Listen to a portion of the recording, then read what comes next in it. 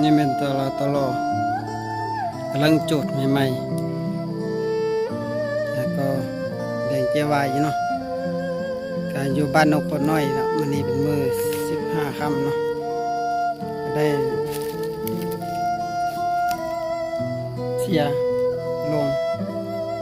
ยลงเนาะแต่ถึงเวลาไปแล้วบ่มีอีหยังเที่ยงแท้แน่นอนชีวิตของคนเฮาตอนมีชีวิตอยู่เฮาก็มันพา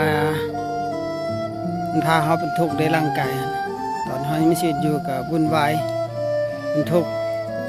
พอเฮาตายไปแล้วก็ถ้า4ขันธ์5ของเฮาก็ดับลงไปก็เหลือแต่ความงามความดีที่เฮาจะยิงเอาไว้อยู่เนาะก็ไปวัดกันอยู่บ่ว่าบุญหรือบาปพุ่นแหละมันผู้ใดสิพาเฮาไป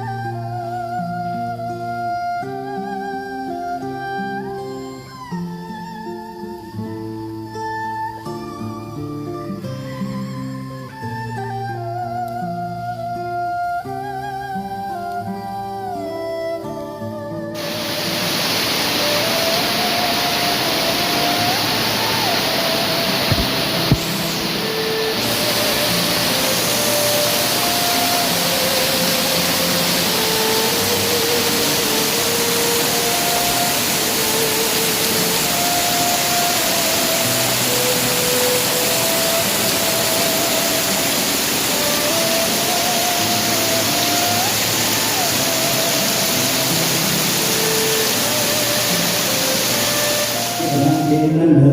ดถ้าหากว่าเจ้าได้ตกทุกข์ขอให้ส่วนบุญกุศลทั้งหลายเหล่านี้ไปค้ำไปสู่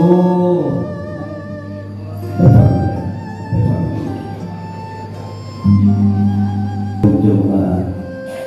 อันนองโมทนาเกียรติฟังให้เด้ออาสา